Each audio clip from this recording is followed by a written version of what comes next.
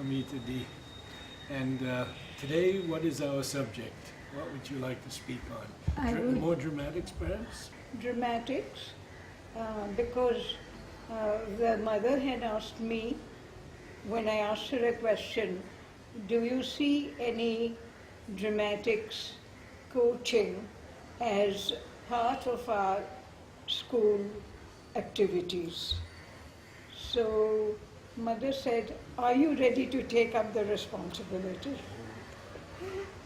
So I said, well, I propose that we should have some diction and some miming and a few scenes from different authors, and that I have invited Svetlana and afterwards Christoph also to participate in it. And they said, I think that they were too busy to be part of the class, but coordinated their work with my classes. So the students who were learning with me would go and act with them, and they found the children ready to enter the stage, you know. That's how we balanced the work mostly. And if they had, even Svetlana had directed a play, I think it was Prince of Ida, or was it even in Gazelles of Basora, I don't remember. She sent the main roles to do diction with me and study a little bit their part so that they would be able to act more intelligently. And then she could concentrate on the moves on the stage and the stage setting and all that. So that background work, basic work for them, their diction, often she sent to me.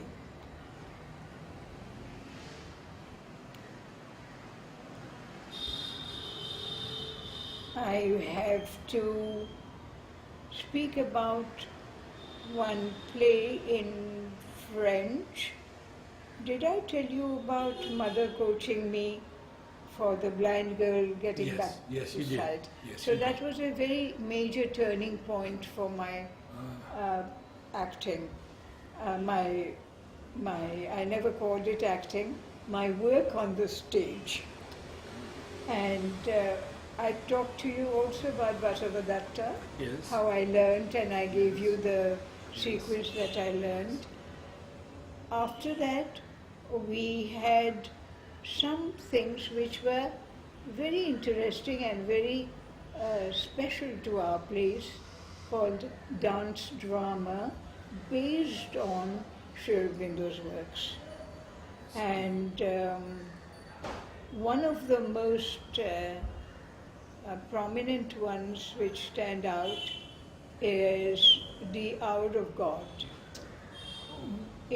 Norman and I did the main study, and we decided to ask Mother if we could present it in the form of a recitation, come dance and all that. And Mother read out The Hour of God for us. Oh. And in that... Complete. They had the recording, they give from time to time Mother's recording of The Hour of God. But was that the recording that she read out to you, or did she read it out to you separately?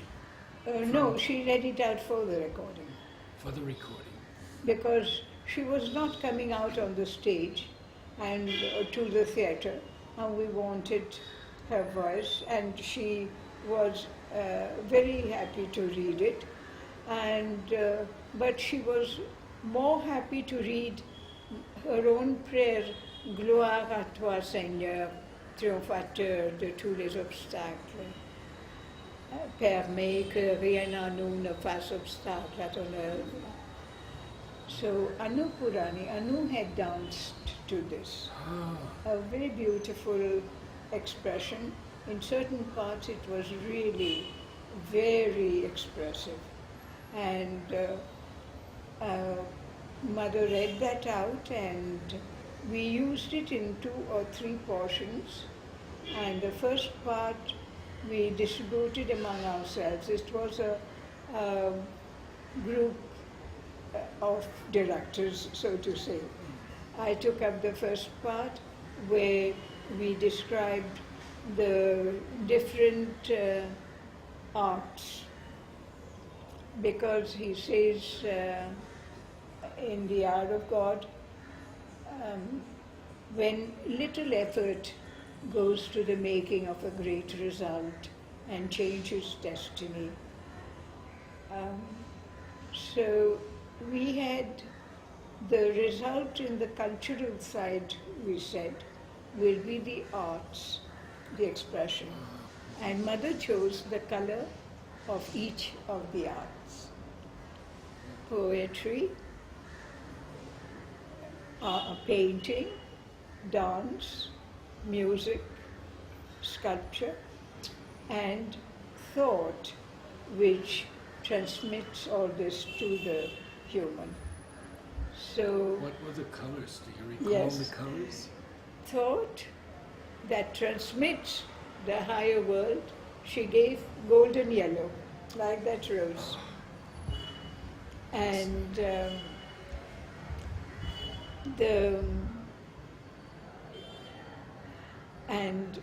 to poetry, she gave light blue. To music, light green, emerald green, more than light green. To dance, she gave white. I was most surprised. Then I thought it over, and I said, yes, it is true, because dance has to transmit through the whole body the expression. So the whole purity of the expression has to come through the body. So white for dance. For sculpture, she gave maroon, a little dark red material. And for painting, she gave the rainbow colors. And we found it so difficult to find a rainbow color, how to give. Then we had an idea. The person impersonating painting would wear white, but we would project the prism colors onto her dress.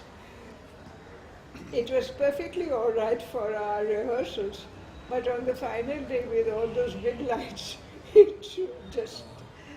but it was received very well. It was a very nice idea, and we approached Amal Kiran for helping us out. So I should get back his text. He had written 2 portions, one old and one new. Old, the traditional ideas of poetry, art, painting, poetry, painting and all that, and the new poetry, new art, new. I must contact Mother India office. They may be having a copy. I had kept that copy for a long time. It was a very, very, how shall I say, substantial help in the unsubstantial world, in our understanding of how to differentiate between what has been done and what is to be done.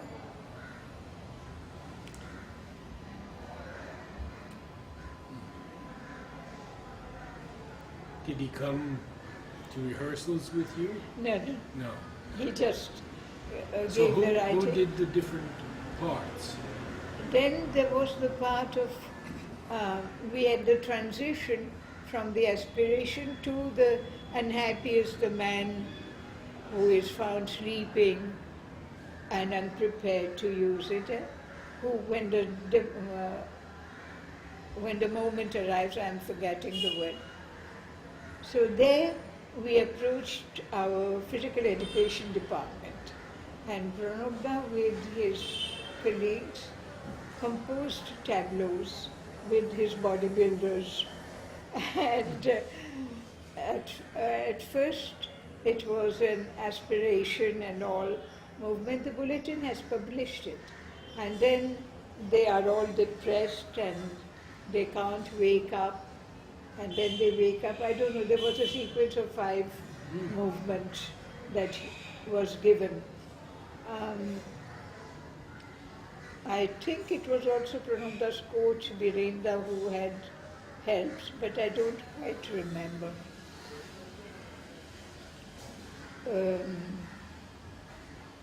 Then they introduced from the aspiration to the dejection, and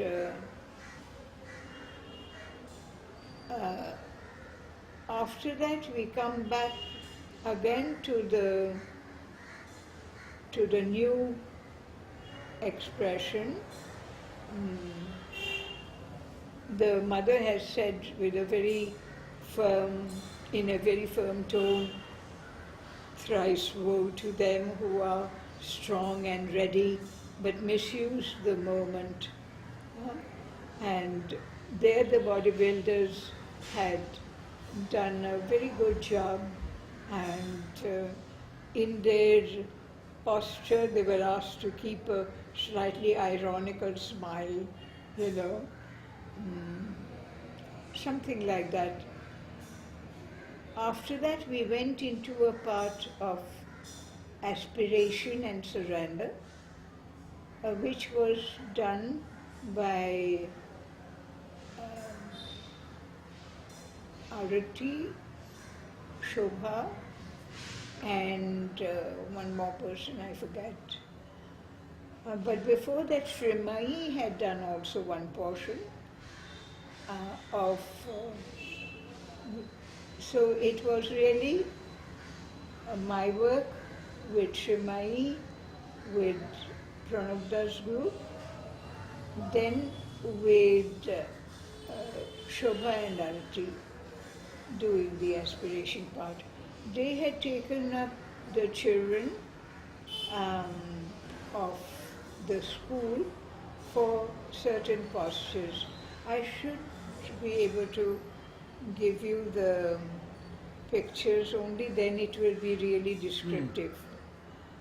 I shall find the pictures, you will be able to insert them here while we are talking. Yes, we can do that.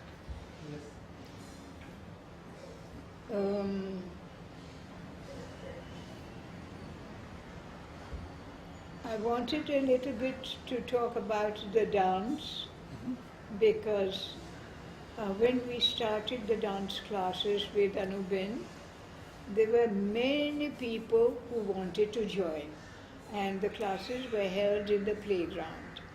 And the first time when Mother watched Anubin take the first poses and first steps, there was a whole big circle of about 25 to 30 people. Then Mother said, this won't do, we'll have to select. And then one group, our group was had learned just 3 steps of Indian dance. And Mother gave us one theme. Did I speak to you about the theme? No. Mother straight away gave us a theme. Let them compose this, and we will choose. The theme was, you have gone out to the garden, you have plucked flowers, and then you are making a garland, and you are offering to the deity. So we all did with just those 3 steps, the 3 Indian steps we had learned. We did that, and I still remember the kameez, the dress I was wearing, slightly green color. Mother called me out first. So then we had a queer idea that at that time almost our tradition was in the playground to wish bon fête to the members and especially to the captains. And we decided to compose in hiding a dance for Anu's birthday. And we told Mother, so Mother would invite Anu on that day, and we would do the dance. The dance I composed with Chandra, who was also a very good dancer, Chiman Patel's sister. And we used to compose it here. And the first was a rondo for 6 little girls who they were sleeping and they wake up and they see the sky and they are like flowers and then they are like butterflies and they are like birds flying in the sky, and very sweet it was. Then after that they go out, and behind them there were 4 older members, my classmates, who were doing the wind, the breeze, and they had light blue sari around their arms, and they did the breeze, and then they went out. And Chandra and I can't quite remember if the others were present, and in their midst we had done the aspiration of the human being. So we were in white dress.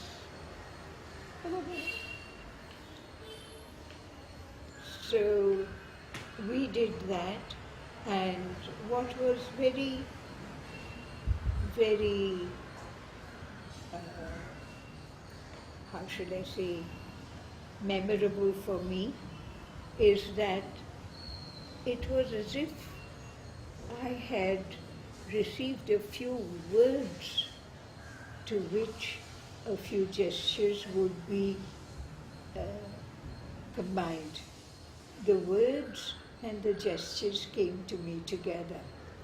I can't show you the gestures standing. I will show you just sitting. The words were "Viens en moi sur cette terre qui t'appelle. Come into me and on this earth which is calling you." So the gestures were like this: come into me and on this earth which is calling you. You know, something like that. Viens en moi sur cette terre qui t'appelle. Something like that. So those were some gestures which we had done, and we had done it to Schubert Alimaria. Mother knew of this? Yeah, Mother didn't know that we were composing. It was a surprise. But she called Anu. She called Anu, who was sitting beside her in the playground. It was Anu's birthday, and we were doing it for her. Okay. It was a surprise, and she liked it.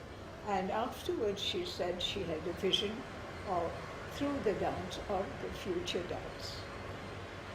Anu said this? Mother said it. Mother said this. Because Mother didn't want us to get involved in fixed mudras, you know, which are like words. Then you think if you have done that mudra, you have expressed peace. You know, if you have done that mudra, you have expressed a bloom of a flower. You know, if you have done that thing, you have done a lotus. You know, we had to practice quite a bit to get this movement. And naturally, there was the wave movement of the arm, which was quite difficult. We used to practice quite a bit at home to be able to satisfy Anu in the classroom. Now, this particular dance, Mother liked very much. Then I had an idea. We used to have 1st December programs in the playground at that time. There was no theatre hall. And everyone in the ashram who was interested in some aspect or another of performing arts, recitation in French, recitation in Sanskrit or, Bengali and the Indian languages, they all approached the mother for having a chance to perform on the 1st of December. And Mother herself used to be present in the playground. Till 1956, Mother was present. 55, she directed a whole program called Spiritual Destiny of India. And in 1956, the new theatre hall opened. I think I spoke of it. Mother's Ascension de la Vérité was done that year. And could you tell us a little bit about the spiritual destiny of India? Mother directing you? Yes, I will tell you. Oh.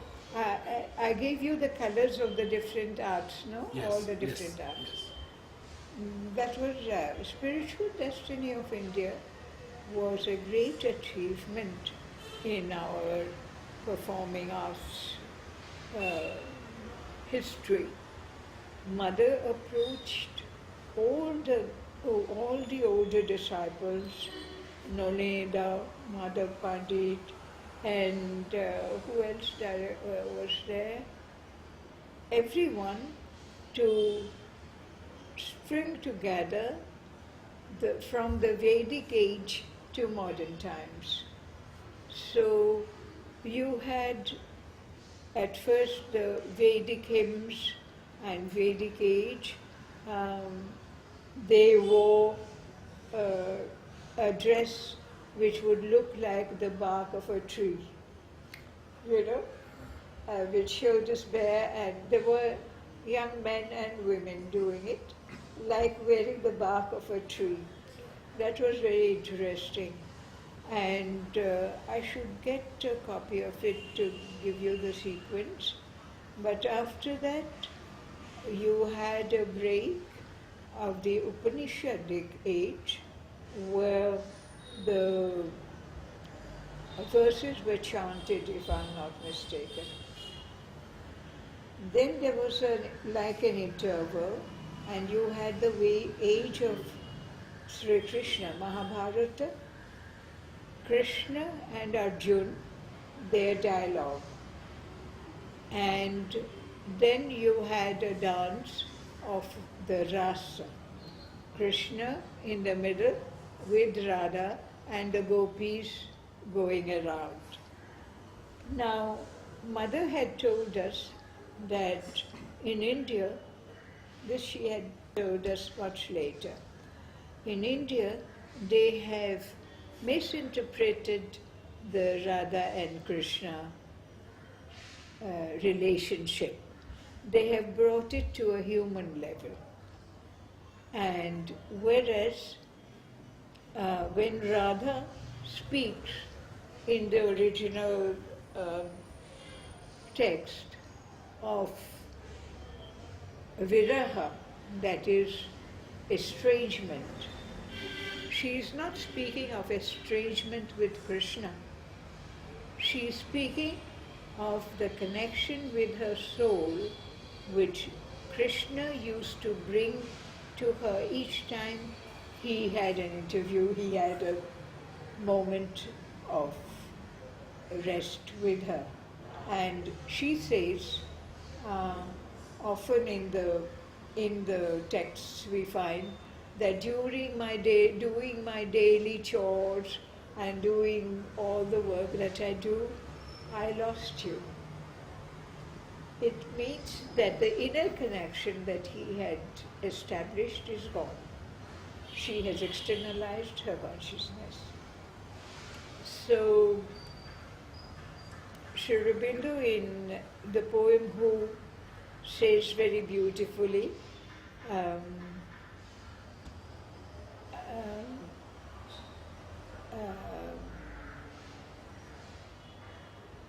our life is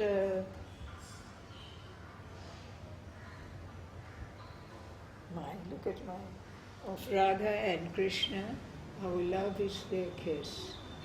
And I could explain is these lines to younger generation in this way.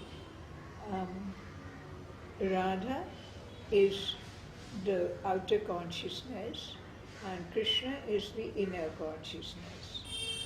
And our love is their kiss. It means a question of union. In Savitri there is a word, love is our lien to the Absolute, is our connection to the Absolute. So when we truly give a gesture, genuine gesture of affection or something, it is the expression of our non-material self, our psychological self. And for the most evolved beings, that psychological self transmits something higher. So I naturally come to my question to the mother. Once when I was quite young, I was I think 14 or 15 years old, before 1950, I told mother, I wrote in my diary, I don't want to have any personal relation with any human being as such. And I asked the mother, Mother, what is divine's love? Did I tell you about it? Told us that I told you about it. extraordinary experience when she stepped back. When she stepped back and a whole column of light came through her. And that's what I meant by the psychological self transmitting something which is above us. The most beautiful love is that which transmits a connection with a deeper self. For that, Mother had told me something very amusing one day. There was a lot of talk in the ashram in the early 50s, 1952, 1955, 6, about our connection in our past lives, and the connection, a deeper connection, psychic relation and psychic rapprochement, psychic closeness to people, So, but there was also the affection, which is more human. There's also the passion, which is more aggressive, which wants to grasp and possess. There is also just the physical senses attraction to something or someone because you find something quite attractive and beautiful or interesting.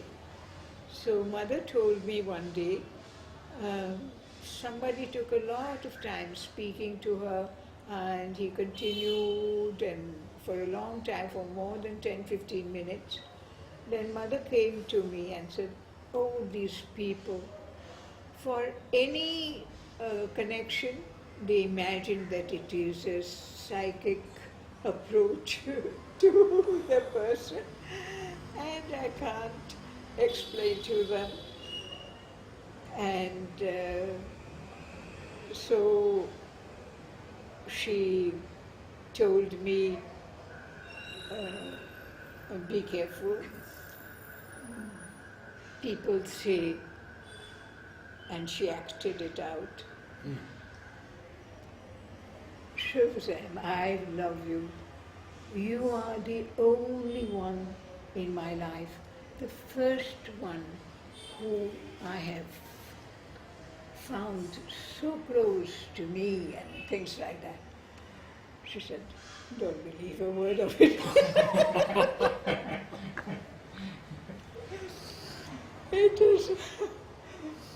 It is all imagination and words, words, words. They have already had affairs with 3 others before you.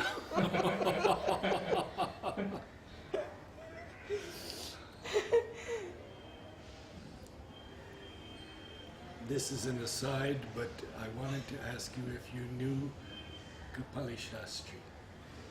If you had met Kapali Shastri, or... I have seen him, I respect him a great deal. I had seen him only once when I was a child, and he had come to the school with the intention of teaching the shlokas as they have to be read. And but he discontinued it very soon because you know how children are. Some of them started laughing, others disturbed the concentration because they were not used to the tune and they were not used to listening to shlokas chanted, you know. Mother brought us from the outside to the inside, you know, for those who were open. And I had requested Madhav Pandit, who was his direct disciple, to show me on Sri Aurobindo's birth centenary year, 1972, I wanted Sri Aurobindo's Gayatri Shloka chanted properly. So he said, bring me a harmonium. It was in the school itself. And he showed me. Then I said, I won't do it. I would much rather a little boy does it. You know, we had the tradition of the sacred thread and all these ceremonies with young boys. So I had asked him if I could ask Shraddhalu, you know. Yes, He yes. was a little boy like that, to chant it. Oh. So Mother Pandit said, why not you? You are doing it well. I said, no, I would like this. So at that time he had chanted it. I have no voice, I can't really. I shall do it after reading. It may put me in better mood. After reading a Vedic hymn to the sun, translated by Sri Aurobindo.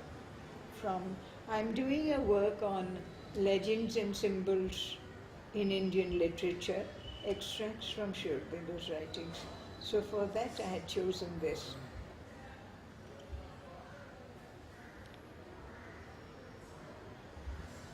Shall I sit up? To Surya, a Vedic hymn, translated by Sri Aurobindo. O sun, O light, because today, blameless in thy rising, thou hast declared the truth, to the Lord of love and the Lord of beauty and the Lord of purity, so may we abide in the Godhead. I shall take it again.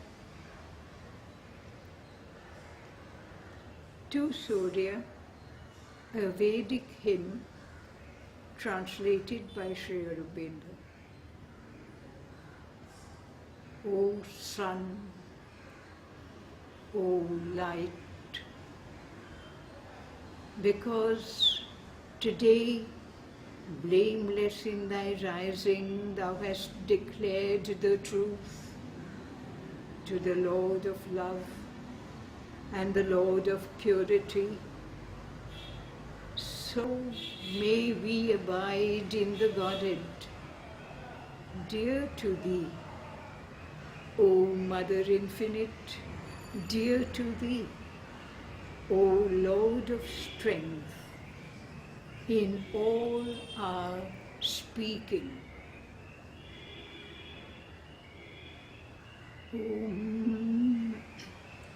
Om Tat Savitur Varam Rupam Jyotihi Parasya Dhimahi Yanna Satyena Deepayet.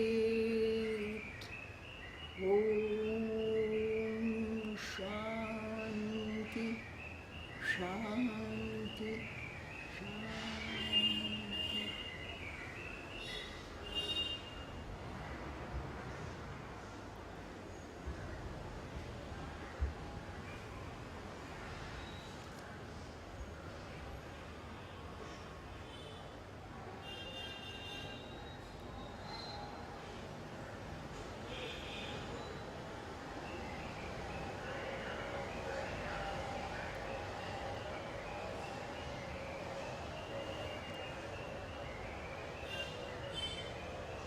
So we were concluding dance. The later years of dance you were teaching. Oh, yes, that's true.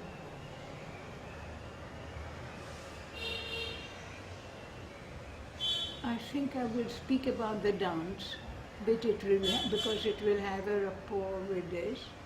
One year, I wanted to compose a dance where the different parts of the being, physical, vital, emotional, and mental, open to the touch of the soul. So I was describing my idea to the mother in the playground. So I said they will be there and the one representing the soul will come and touch them. No, she said. The good powers never come from behind. They have to come from front, because I showed her I was touching the. So after that, she said, you can try a piece from one of the Western authors, and César Franck, I think she said. And she herself listened to the whole César Franck concerto in violin and piano in yes, A. yes, yes, in A. Yes. And she told me, it is too long, you will find it, we can't select from there, so to say. Why not with my music? So for me it was a shock. Dance with mother's music, we all meditated when she played. Then she said, I have played a piece which I have named Aspiration of the Body for the Divine's Love. And mother said, I have played it 4 times. She used to play on Sundays around 11:30, and it used to be recorded. So she told me, you listen to it, and whichever one you like, you choose 5 to 7 minutes from the beginning or the end of the piece. So I had chosen from the beginning of the third piece, and I was so open to music that I knew almost the tune. Now, I wanted to explain to those who would dance with me how to approach the piece, because by phrases. And what I did, I knew the beginning was in 4 or 5 chords, and I knew them. And I took my box harmonium and I started singing and showing. And just then from the ashram, Sri Aurobindo said, one doesn't sing that. You have to, so one doesn't take up mother's tune for singing. Because I did the chanting to explain the phrases. Then I found a way to go by phrases for children also, much later, when we learned from, I don't know if you know Rolf Golowski, who had danced, who had given us a few lessons. And he had said, when you are a teacher and you are teaching music or they are listening to music, how do you know that they are listening? So he said, you explain to them the phrases, and we start from one end, starting of the phrase, you go, and they have to time their movement in such a way that it finishes at the other phrase. And it worked wonderfully well for children also. But for the dance with mother's music, I remember having asked her, Mother, at the end of a certain portion, there is a more rhythmic portion in your music, how to express that in dance. So Mother said for the dance, it would be joie de vivre, the joy of living. I think Wilfie had asked the same question, and Mother had pointed out that it was at the culmination of each part. In Western music you have the andante and allegro non troppo and allegro, like that. So Mother's music also had portions, not following the Western music, but a theme which developed. So when one portion was, one movement of the consciousness was complete, that rhythmic part comes in. And then she develops on that the next phase. And she used to play spontaneously and listen to the recording on Sunday evenings. Sunday mornings she would play, Sunday evening she would listen to the recording, and then she would give the title at that time. So with her music, when she asked me to transmit it in terms of joie de vivre, she had danced and shown me 2 steps. So both the steps were included. I can't quite show it to you because she went around in a circle, sort of. 3 or 4 steps she did where 1, 2, there was a joy and an uplifting, both the movements. And there was another one where she put her step behind and did 1, 2. It is as if you were you had conquered and you are going ahead, something like that. But these two steps she had shown me. And that year we did with Mother's music, and afterwards I had to do the role of Andromeda that year, 1954. And Mother had also seen our rehearsal of Andromeda in the playground, and the day we were doing, there was a breeze from the window. She was seeing inside the old gymnasium, and my hair was flying, and so I just put it back like that. And she told our costumes in charge, Milady, Jumo's mother, see, you leave your hair loose, and if it flies, it was such a spontaneous gesture that she can do some spontaneous gestures like that. So we did Andromeda, and Mother had liked it very much. And Normanda had directed it. And after that, on the 2nd of December morning, she told me simply, tu danses aussi très bien. You dance also very well.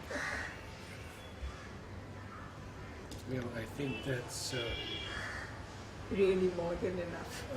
well, we wanted to. You brought savagery, or Shall I do some it other- today? Why not? I think it's Yeah. be wonderful. Yes.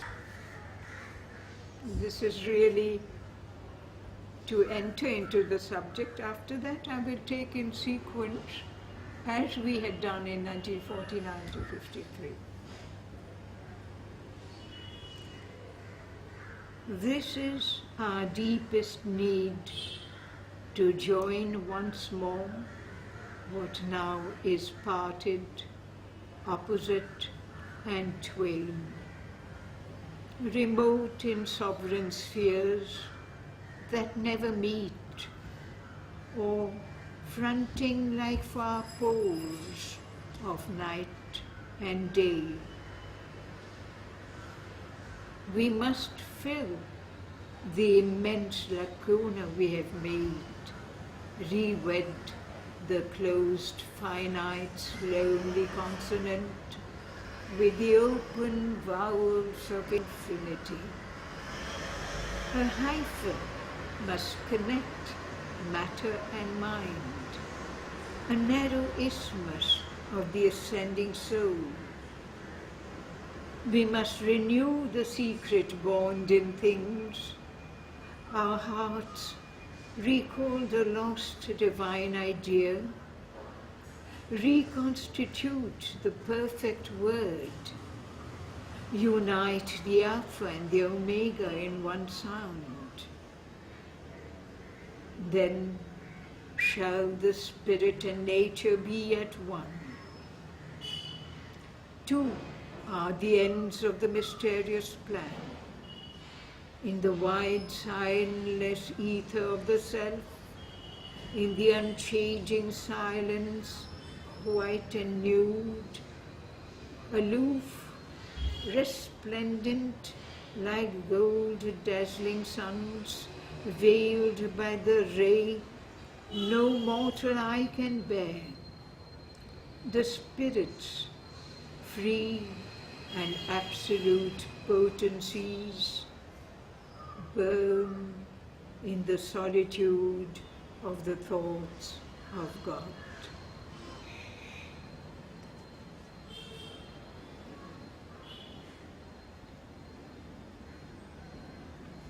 In moments when the inner lamps are lit and the life's cherished guests are left outside, our spirit sits alone and speaks to its gulfs.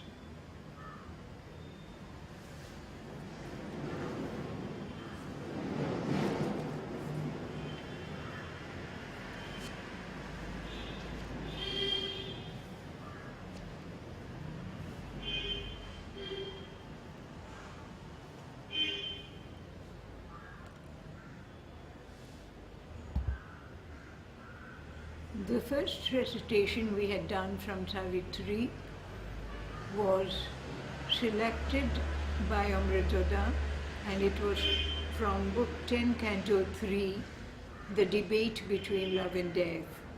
And he had read out to Sri Aurobindo and for his approval. And I shall read a passage where Savitri addresses death. O death, I have triumphed over thee within. I quiver no more with the assault of grief. The mighty calmness, seated deep within, has occupied my body and my sense. It takes the world's grief and transmutes to strength. 1950, we had done Vision and the Boon. In 1949? 49, Debate Between Love and Death. And this is from the Vision and the Boon. This is from Vision and the Boon in 1950. The most interesting thing I have told you, Mother said that a goddess cannot be wearing a blouse. But I told Mother one day, Mother, I'm finding it difficult to say the word altar in my speech. One shall descend and alter nature's doom. Mother told Sri Aurobindo, and Sri Aurobindo said, one shall descend who shall change who shall break the iron law and change nature's doom. Altar was He changed the word. Isn't that interesting? In 1951, after Mahasamadhi, we had done the Divine Consummation. There again, Manoj had done the voice from above, and I had done Savitri. You know the very beautiful lines, Thy peace, O Lord, a boon within to keep. Those lines. I will read them properly afterwards.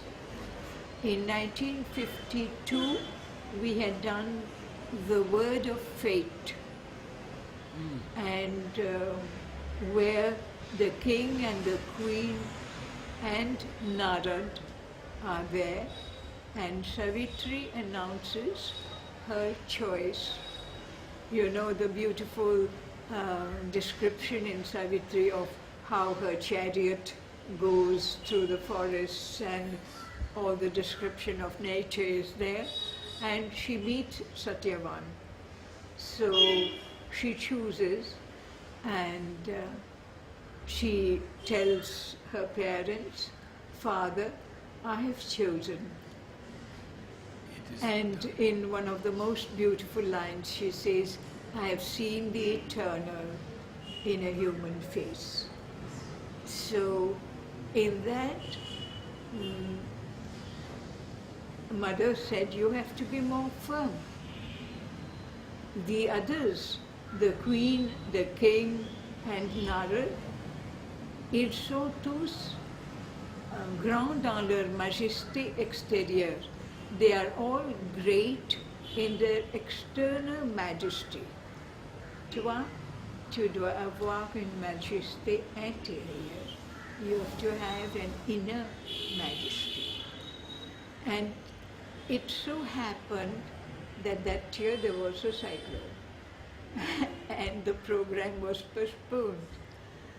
So on the day when it was set, I forget which date was set after the cyclone was over, and in the corridor Mother used to see me, and I bowed down to her in pranam, and when I knelt up, she said, aujourd'hui, aussi grand, aussi vaste que l'univers.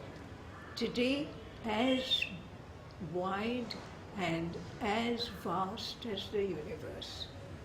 So that is what she understood by inner majesty, to be transmitted with a wide inner consciousness which includes everything.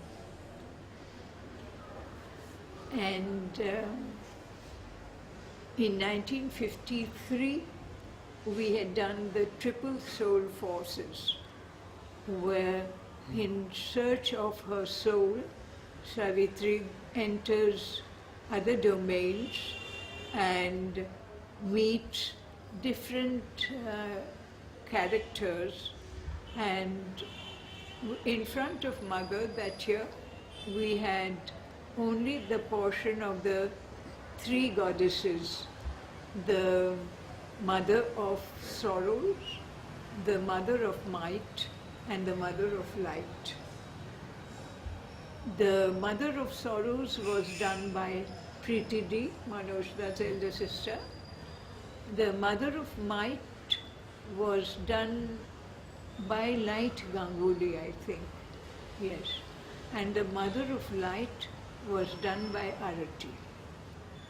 And the colors chosen for them, for their sari, was a sort of a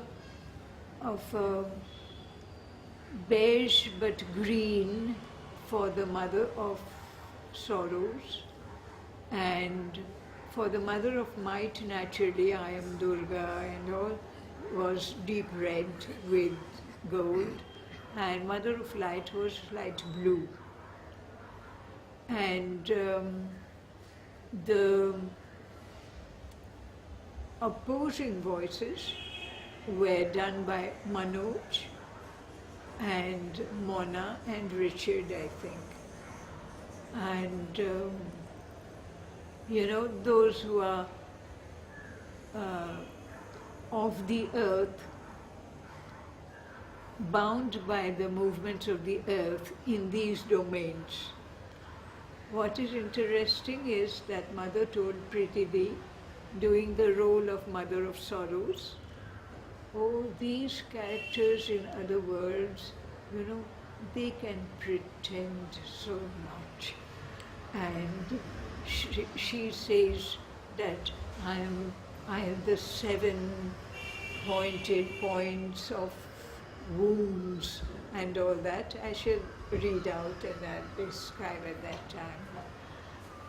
The Mother of Light was done by Arati and Mother of Might by Light.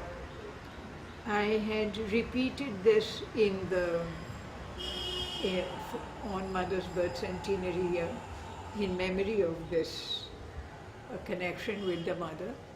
And in every answer, Savitri says, Madonna of sorrow, thou art a part of my soul. And at the end she says, one day I shall return. Then to all of them she says like that, Madonna of might, thou art a part of my soul. Madonna of light, thou art a part of my soul. To all she says, one day I shall return.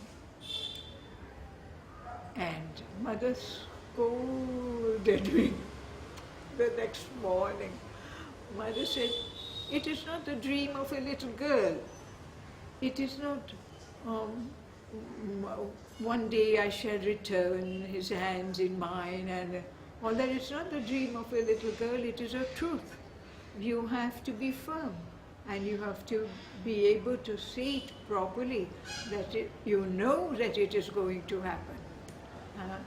And in reciting Sri Aurobindo's lines of Savitri, you mustn't slur over any word as you say in everyday language, in all the worlds. No, in all the worlds.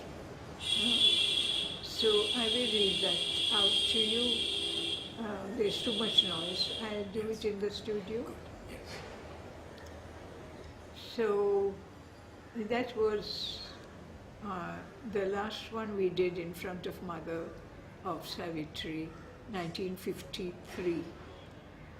And in 1954, I've told you, I did the role of Andromeda, which Mother liked very much, and she had said, as I told you, tu danses aussi très bien. I had done with Mother's music, and and my dance expressed a whole self-giving. And I had found one or two gestures which were entirely mine. One I told you we had used, and the other one, which was a very expressive one, it was as if my whole body was offered to the divine. I started from the feet and I went to the head.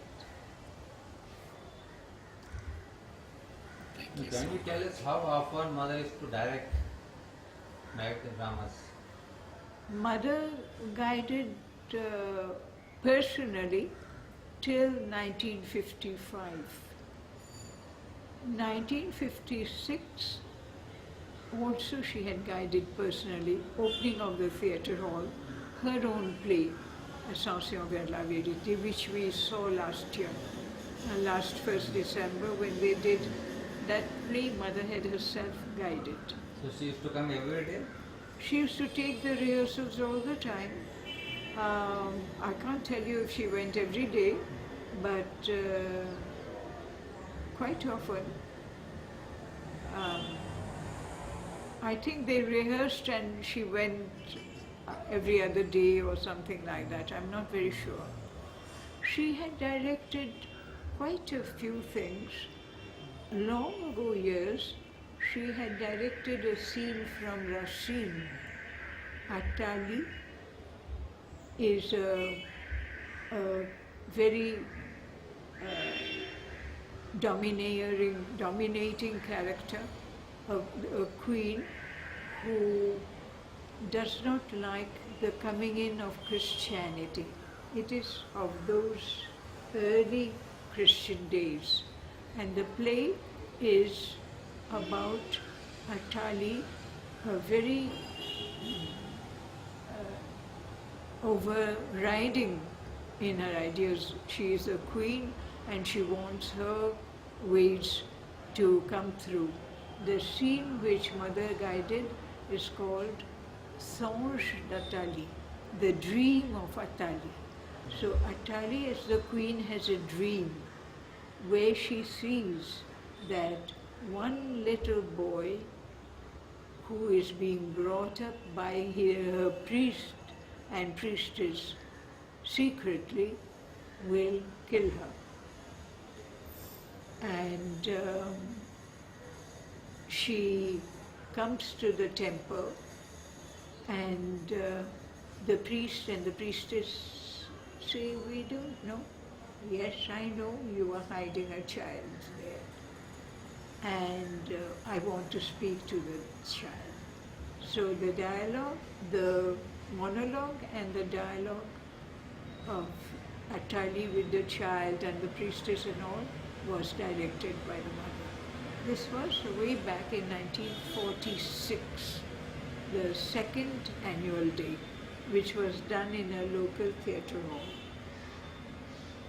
After that, Mother had directed, oh yes, for Atali, Mother had made up, Vasudha Ben had done Atali, I think. Mother had made up herself and showed Melody how to express character through the makeup. And I was too young, but I still remember this and the eyelashes, eyebrows, and the makeup itself showed an ironic smile, which you had. So Mother had directed that. My sister had done the little boy, Jeune Elias it is. Preeti Dasgupta had done the priestess. And I don't know if there was any other character there.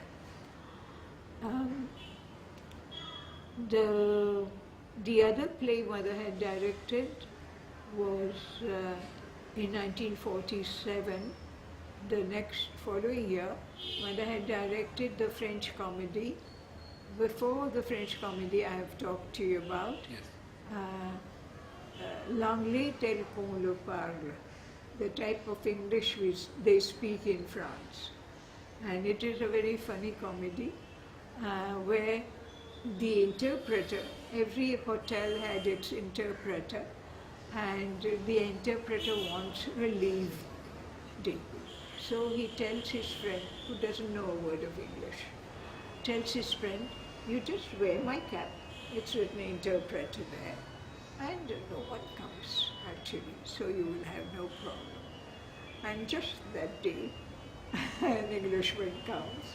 It was done by Norman Dowsett, the Englishman, and his daughter had eloped with somebody, that's the story, and he has come to find out.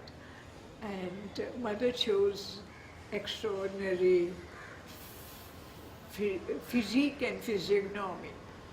We had a sadhak here, a very serious sadhak, who did asanas and every day. And he was chosen, and he was very strong, and he was chosen for the police inspector who will catch the two people who have run away. And his phrase, he had only one phrase, he didn't know French. He had only one phrase to say, the moment I knew, the very moment I caught. Aussitôt connu, aussitôt pincé. Pincé means caught them, clip them sort of, pin them down. So that became for us youngsters quite a phrase to be repeated, aussitôt connu, aussitôt pincé. So that comedy Mother had guided. And then the other one I have spoken to you about, where Sadhaks announced why such light comedies. That I have already spoken. Thank you so much. Wonderful, wonderful